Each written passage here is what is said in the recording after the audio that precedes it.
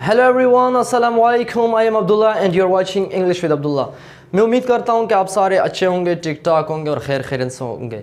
Again एक नए lecture के साथ। वो लेक्चर है वोकेबलरी के हवाले से। एडवांस वोकेबलरी है, 4 वर्ड्स है जो डेली बेसिस पे मैं लाता हूँ 4 वर्ड्स। तो अगेन मैं 4 वर्ड्स के साथ आया हूँ जो एडवांस वोकेबलरी है, जो रिटन और स्पोकन दोनों में ज़्यादातर इस्तेमाल होते हैं। तो हमारे पास जो फर्स्ट वर्ड है वो है इनन्यूमरेबल। इनन्यूमरेबल। और डियर स्टूडेंट्स, मैं बताना चाहूँगा कि इसकी जो मीनिंग है वो क्या है और साथ साथ में इसको हम सेंटेंस में इस्तेमाल करेंगे। तो फर्स्ट वर्ड हमारे पास है इनन्यूमरेबल। इनन्यूमरेबल का मतलब है बहुत ज़्यादा, जिसको हम गिन न सके, जो बिल्कुल अनकाउंटेबल हो, जिसको हम गिन ही नहीं सके, उसको कहते हैं इनन्यूमरेबल, मतलब हद से ज़्यादा हो। तो यहाँ पे मैंने सेंटेंस में इस्तेमाल किया कि there are innumerable problems. There are innumerable problems, कि यहाँ पे जो है बहुत ज़्यादा प्रॉब्लम्स हैं। और there are innumerable mistakes in your writing. आपकी राइटिंग में बहुत ज़्यादा गलतियाँ हैं। There are innumerable mistakes in your writing. So ये है हमारे पास इन्यूमरेबल, जो शो करते हैं बहुत ज़्यादा को। सेकेंड वर्ड हमारे पास है प्यूसिलैनिमस। प्यूसिलैनिमस। प्यूसिलैनिमस का मतलब है कवर्ड टिमेट। कवर्ड या टिमेट, डरपोक को कहते हैं। अगर हम ये किसी शख्स के लिए इस्तेमाल कर दें कि यू आर प्यूसिलैनिमस, तो इट मीन्स दैट कि वो बंदा डरता है और वो डरपोक हैं।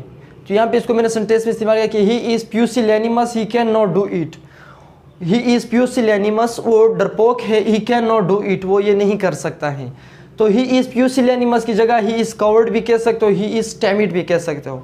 तो ये प्यूसिलैनिमस का लफ्ज़ में ला चुका था आज के कवर्ड की जगह या टिमिड की जगह हम इसको इस्तेमाल कर सकते हैं।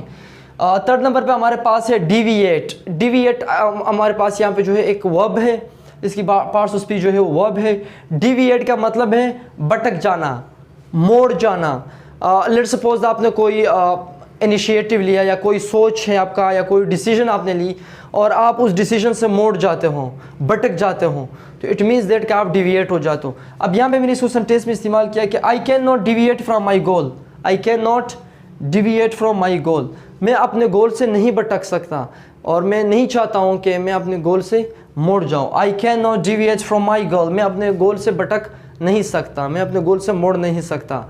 और अगर आप कोई बंदा है जो अपने फैसले से कोई फैसला कर लेता है और बाद में वो अपने फैसला चेंज कर लेता है, तो आप उससे पूछ सकते हो कि why are you deviating from your statement. Why are you deviating from your statement. आपने जो फैसला किया था, आपने जो स्टेटमेंट दी थी, आप उससे क्यों डिविएट हो रहे हो। तो डिविएट का मतलब है मोड़ जाना। 4 नंबर पे है वोसिफेरियस। वोसिफेरियस का मतलब है one who speaks loudly. Dear students, शायद आपने देखा हो कुछ लोग होते हैं जो बहुत ज़्यादा तेज़ बोलने वाले होते हैं, जो अपने नॉर्मल अंदाज से ज़्यादा तेज़ बोलते हैं। कि मतलब अगर कोई शख्स है जो कुछ कहना चाहता है लेकिन वो बहुत तेज़ अल्फाजों में, मतलब सख्त अल्फाजों में, बहुत लाउड आवाज़ों में बोलता है, तो वो पर्सन वोसिफेरियस है। तो he is vociferous, you are vociferous, I am vociferous, they are vociferous. तो वोसिफेरियस का मतलब है वो शख्स जो ऊंची आवाज़ में बोलता हो, मतलब अपनी नॉर्मल आवाज़ से ज़्यादा बोलता हो।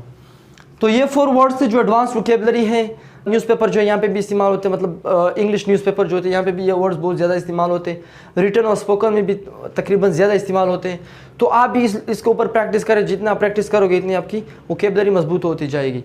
तो मेरे ख्याल से आज के लिए इतना ही काफ़ी। मिलते हैं अगले लेक्चर में। टिल देन टेक केयर, अल्लाह हाफिज़, थैंक यू।